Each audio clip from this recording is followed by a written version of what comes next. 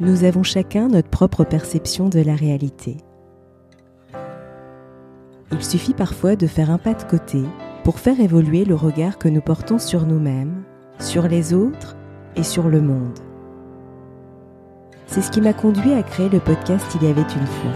Je suis Sophie et je partage avec vous mes découvertes et mes rencontres pour mieux vous connaître, mieux vous comprendre et questionner votre point de vue. Si ces thématiques vous intéressent, je vous invite à vous abonner sur votre plateforme préférée. La prière n'est pas nécessairement un acte religieux. C'est avant tout un acte profondément humain, un acte d'amour envers soi-même et envers les autres. Pour approfondir ce sujet, j'ai le plaisir de recevoir Sylvie Liger, qui possède une expertise de plus de 15 ans dans le domaine de la relation d'aide et qui est coach certifiée. Elle est formatrice en EFT et a conçu en 2019 le parcours Devenir coach intégratif VIE, un enseignement holistique qui vise à préparer les individus à devenir des coachs capables de prendre en compte tous les aspects de l'être humain de manière globale et intégrée. Elle est également auteure de 6 livres, dont La puissance des prières, paru aux éditions Erol. Elle propose des prières destinées à toutes celles et tous ceux qui ont du mal à trouver les mots pour exprimer leur gratitude, leurs intentions, leurs requêtes ou qui cherchent l'inspiration pour l'écriture de leurs propres prières. Elle offre un soutien à travers des mots puissants, invitant à se recentrer pour vivre l'unité du cœur et de l'énergie universelle. Bonjour Sylvie, je suis vraiment ravie de te retrouver dans ce podcast. Bonjour Sophie, le plaisir est partagé, vraiment. Alors, tu es l'auteur de La puissance des prières paru aux éditions Erol. Qu'est-ce qui t'a conduit à vouloir écrire cet ouvrage ? Écoute, comme tous les autres ouvrages, il y a vraiment rien qui m'a conduit. C'est simplement à un moment donné, c'était une évidence, peut-être après le livre sur l'âme, de monter encore un petit peu plus haut et de s'adresser au divin directement. Si tu veux, je me suis pas posé la question de quel est le livre que je veux écrire après. C'est arrivé, de façon évidente, comme une continuité aux ouvrages précédents. Et c'est vrai que j'ai vraiment fait le lien avec le précédent ouvrage et d'ailleurs je mettrai le lien sous ce podcast. Mais c'est vrai que je me suis dit, tiens, c'est vraiment une continuité, ouais, c'est drôle. Et lorsque tu parles de prière, de quoi s'agit-il concrètement ? Alors écoute, la prière, pour moi, je la prends au sens, large et non pas au sens religieux, bien qu'elle puisse aussi, l'être, hein, bien évidemment. On la connaît d'abord, sous cette forme-là, mais une prière, c'est une demande, c'est aussi, une action de grâce, hein, de remercier pour, voilà, ça fait partie, des messages que l'on a envie, de communiquer avec plus grand que nous. Donc ça peut être pour moi la prière, peut revêtir plusieurs formes. Elle peut, être une demande, voilà, lorsqu'on est, dans un passage difficile, lorsqu'on a essayé plein de solutions. Et d'ailleurs, ma réflexion c'est, faut-il être désespéré pour prier? Et peut-être pas. Donc la première des choses, la plupart des gens qui n'ont pas une pratique, de prière régulière, lorsqu'il arrive quelque chose de grave ou de très compliqué dans la vie et quand on ne sait plus vers quoi se retourner, eh bien, on commence à prier. Alors on ne sait pas qui on prie. On demande, heu: «Faites quelque chose, qu'il y ait un miracle qui se passe» et finalement quand on ne s'adresse pas à un Dieu, religieux, une religion qu'on a à laquelle on appartient, mais justement on est plutôt on a plutôt, un mode, j'allais dire athée, on va dire ça comme ça. Eh bien, on s'adresse à en fait, on ne sait pas à qui on s'adresse, mais on s'adresse à quelque chose de plus grand que nous. Et puis, avec cette intention et cette force du cœur et parfois, il se produit des miracles. Donc, lorsqu'on arrive à ce constat de ces miracles qui arrivent parce qu'on a demandé et puis qu'on a été exaucé, pourquoi attendre d'avoir besoin de prier et pourquoi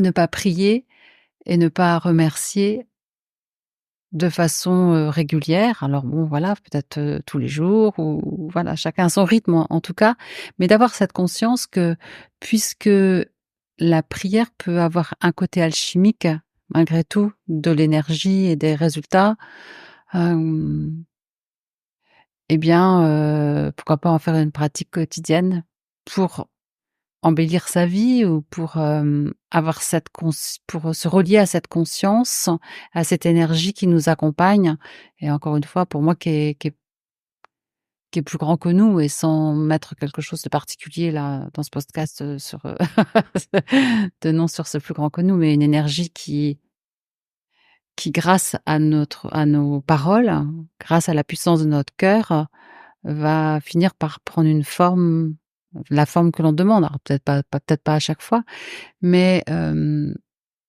j'ai entendu une émission, alors je sais pas si c'est une émission ou un reportage, ça serait plutôt, voilà, de l'ordre d'un reportage et je vais me permettre de te le partager, Sophie. Ça a plutôt un rapport avec, la religion, chrétienne, mais malgré tout, j'ai trouvé que c'était très, très puissant.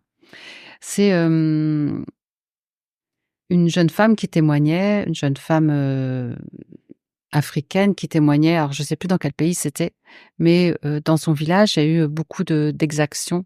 Il y a eu des milices qui sont arrivées, qui sont rentrées dans les villages, dans les maisons des villageois, qui ont incendié les maisons, qui ont torturé, tué, enfin tout ce qu'on peut imaginer voilà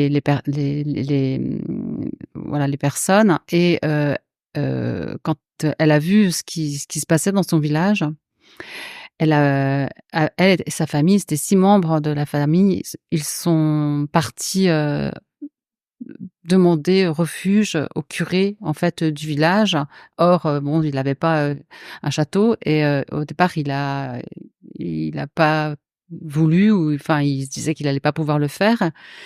Mais devant, en fait, la désespérance, je dirais presque plus que le désespoir de ces gens et il a dit: «Entrez» et il les a, cachés dans un petit cabinet de toilette qui devait faire 1 m² sur 1 m² ou 2 m² sur 2 m², enfin et il a mis une armoire, en fait, devant la porte et à ce moment-là, ben, donc la milice est arrivée en disant qu'il cachait des gens et elle lui disait non et cette jeune femme, elle raconte qu'ils n'osaient même plus respirer, mais ils étaient comme ils tremblaient de peur. Elle disait: «Même nos dents, on cherchait à tenir nos mâchoires pour pas que ça fasse de bruit, à arrêter de respirer pour pas qu'ils nous entendent parce que comme c'est pas des murs, c'est pas des vrais murs, enfin ou des murs très fins et elle dit qu'elle a prié et elle a prié le Notre Père. Elle a prié le Notre Père 1 jour, 2 jours, mais pendant ces 2 jours, elle a pas pu en fait aller jusqu'à, hem, c'est Notre Père qui est aux cieux, pardonne-nous nos offenses comme nous pardonnons aussi à ceux qui nous ont offensés. Elle pouvait pas le dire ça.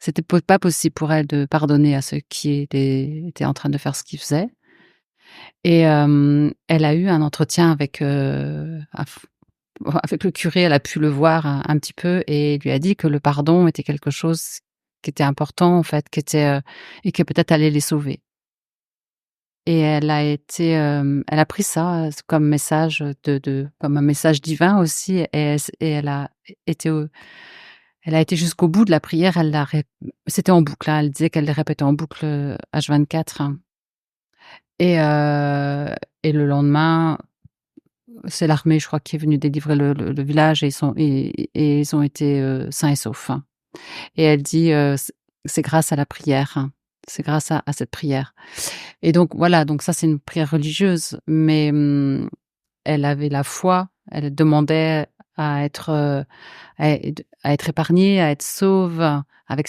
elle et sa famille et ça m'a vraiment émue et je me suis dit à quel point, en fait, la prière, elle est puissante. Voilà, donc chacun avec son dogme, sans doute, mais en tout cas, c'était, un très beau témoignage et je pense que oui, la puissance de la prière, c'est le titre du livre d'ailleurs, c'est «La puissance des prières». Je pense qu'elle c'est puissant de prier. Et finalement, je me dis, et c'est vrai que c'est un beau, enfin, c'est une belle illustration que tu partages avec nous. Et il y a aussi, ce que j'entends aussi, ce retour au cœur finalement, parce que je me dis c'est ça en fait souvent, enfin tu vois quand on a, bah, notamment quand on vit des difficultés etc. Ben on est beaucoup dans le mental, dans nos peurs, enfin on est en haut quoi, mais dans la tête. Et du coup je me dis il y a aussi la prière et c'est très juste ce que tu dis de le pratiquer pas uniquement quand ça va pas mais aussi quand ça va, pour justement cultiver aussi ce retour au cœur. Moi, c'est comme ça que je l'entends aussi. Oui, bah, le cœur, pour moi, c'est la force de guérison, c'est la force, c'est celle qui c'est ce qui sauve, hein. C'est ce qui nous sauve des peurs, hein, dès lors qu'on pense qu'on est plus aimé, qu'on est aimé par plus grand que nous. Mmh. Ouais, parce que encore une fois, que lorsque j'introduis ce livre, je parle de alors je dis pas que j'ai la vérité, hein, mais je parle de la création, en fait. Tout ce que l'on voit ici autour de nous, Sophie, c'est la création. Qui est-ce qui a créé tout ça à ce point, qui ce divin, ces fleurs, toute cette nature, si ce n'est que moi je dis si ce n'est qu'un amour, incroyable. C'est un jardin d'Éden dans lequel on vit si on retire l'humain, bien qu'il y ait plein d'humains, divins. Mais, je veux dire qu'on est posé là sur cette terre, c'est juste improbable quoi, même. Ouais, effectivement. Et justement, en quoi, les prières peuvent-elles nous aider à créer ce que tu dis d'ailleurs dans ton ouvrage, ce cercle vertueux dans notre vie? Bah, j'aurais peut-être plusieurs réponses. La première, ça serait, enfin la première sera celle-ci. C'est-à-dire que si on on prend conscience que nous sommes reliés à quelque chose à une force suprême, à quelque chose qui est là pour nous aider dès lors qu'on y croit. Dès lors qu'on voit justement cette création, se dire: «Tiens, qui est-ce qui a créé tout ça?» Et moi-même, j'ai été créée par ce divin, en fait. Je suis un être divin, moi-même. Donc, avec cette conscience de cette reliance, je dirais, par la prière à ce plus grand, eh bien, au fur et à mesure, ce cercle vertueux dont tu parles, eh bien, c'est de se dire que, nous sommes accompagnés. C'est avoir cette conscience toujours de savoir qu'on est accompagné. Le fait de prier tous les jours, d'avoir, l'intention, soit de faire ses actions de grâce, soit de prier pour quelqu'un, soit de demander de l'aide pour la journée, soit de se dire, de demander un accompagnement simplement divin pour la journée. Cette conscience d'être lié à plus grand, cette conscience d'être lié à une énergie qui nous a créés, c'est d'abord ça, en fait, pour moi, le cercle vertueux. C'est de se dire que c'est avoir cette conscience qu'on fait partie du divin et ce qui nous permet de ne pas nous sentir seuls. Parce qu'il y a beaucoup de gens qui se sentent seuls, vraiment. Dire: «Je suis seul, je me sens seul». Tu sais, tout d'un coup, ça me fait penser à Conversation avec Dieu. Hein? Il était seul dans la rue et puis, conversation avec Dieu, il a eu une conversation et regarde, ce qui s'est passé dans sa vie après. Donc est-ce que justement cette conversation, voilà, moi j'appelle ça des prières, mais bon, c'est des conversations qu'on peut avoir avec le divin pour demander, voilà, pour demander, remercier, prier pour quelqu'un, voilà. Et comment nous conseilles-tu d'utiliser ce recueil de prières? Alors de différentes façons, donc il y a 40 prières ou 40 messages lumineux. Donc soit on se dit: «On va faire une cure de prière» et on va commencer, voilà, du 1er jour au 40e jour, on va en lire une par jour. Voilà. Soit, un petit peu comme tu as fait Sophie, tu m'as dit, «Oh moi j'ai ouvert ton livre et puis je me dis: "Tiens, de quel message ai-je besoin aujourd'hui? Tiens regarde, moi j'ouvre, Et puis c'est la gratitude. Message pour célébrer les bénédictions de la vie et vivre la gratitude au quotidien. Voilà. Ou alors il y a la table des matières, hein, et puis selon ce que l'on traverse, eh bien c'est de prendre ce thème et puis, voilà, de lire cette prière, peut-être aussi de se l'approprier, et de la transformer avec ses propres mots, parce que c'est pas voilà, ce sont mes mots à moi.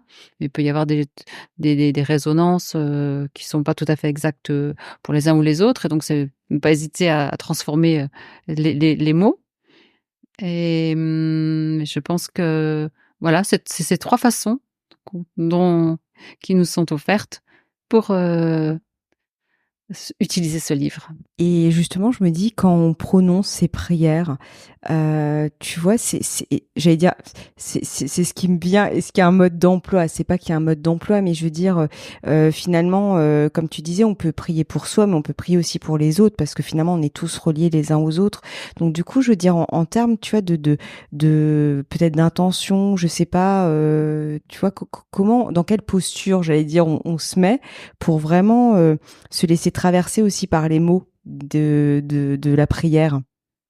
Oui, alors écoute Sophie, ça vraiment, je l'indique en début de livre, et j'en reviens à ce que je disais tout à l'heure, c'est de se dire que dès lors que l'on prend conscience que l'on a été créé heu, quand par quelque chose qui est de l'ordre du divin, dès lors qu'on se connecte à ça, on ressent déjà dans son corps et dans son cœur une ouverture. On se dit: «Ah, ouais, je fais partie de ce grand tout et j'ai une responsabilité. Mes actions vont avoir, un impact, et je sais même pas quel impact ça peut avoir, mais je sais qu'elles ont un impact puisque, encore une fois, voilà, les mots sont de l'information, ça va aller dans le champ.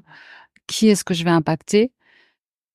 D'ailleurs, il y a un enseignant que j'aime beaucoup qui s'appelle Gary Gregg et qui fait de enfin enseigne l'EFT et qui a créé cette méthode de l'EFT, que je pratique depuis 15 ans, et on peut pratiquer l'EFT comment, par procuration pour quelqu'un, en la faveur de quelqu'un s'il n'est pas capable de le faire, par exemple. Et souvent la question des gens, c'est: «Mais est-ce qu'on il ne faut pas lui demander la permission avant à cette personne?» Et ce monsieur dit: «Est-ce que vous demandez la permission lorsque vous dites du mal de quelqu'un? Et c'est de l'énergie que vous envoyez». Voilà.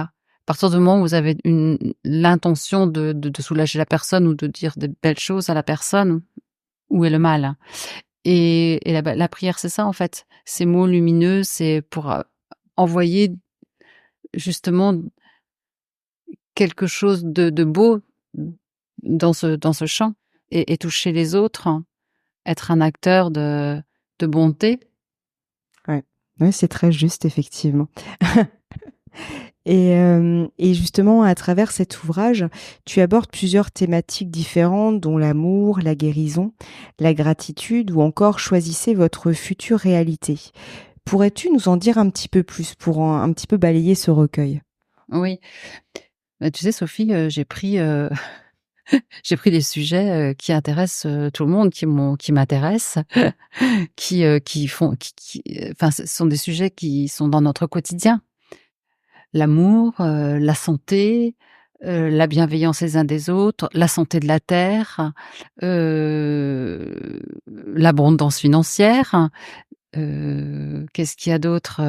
Et bien la gratitude, de dire merci pour tout ce que l'on a, se rendre compte que, eh bien, la protection pour un proche également, demander, la guérison d'un proche ou l'aide divine pour que quelqu'un se sorte d'une situation.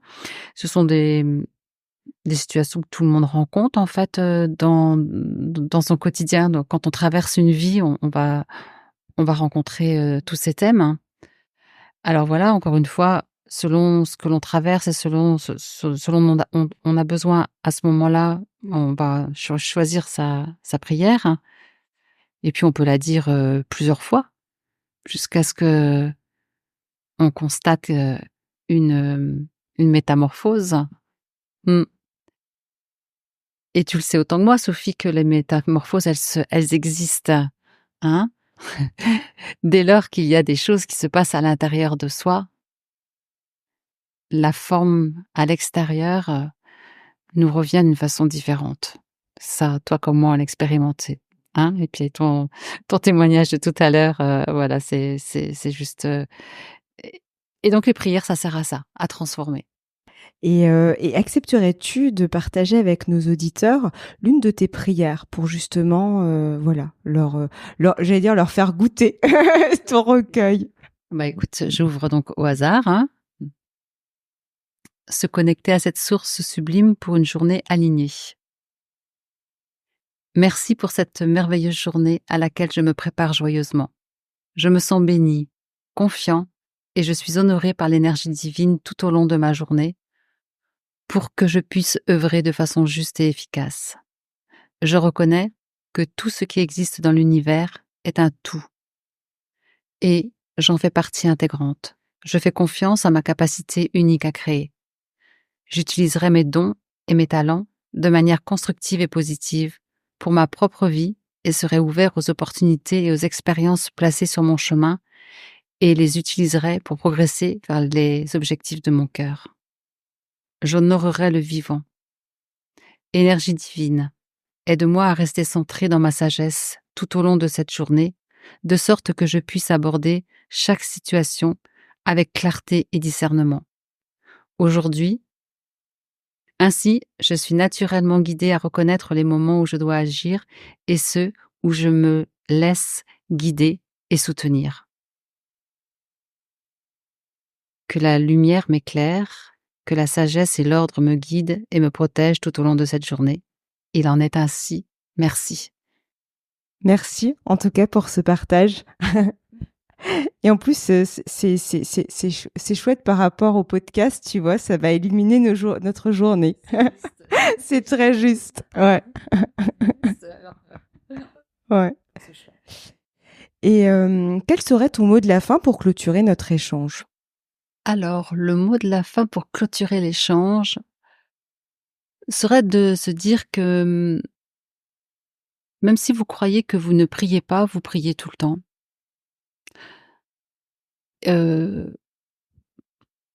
Tout ce qui est généré par les pensées de façon constante, récurrente, pourrait être assimilé à une prière. Et donc l'idée aujourd'hui, c'est de se rendre compte que les discours récurrents qui ne sont pas favorables à votre vie ou à votre développement, à votre épanouissement, à votre bonheur, eh bien, c'est de les transformer avec cette foi que la vie peut vous accompagner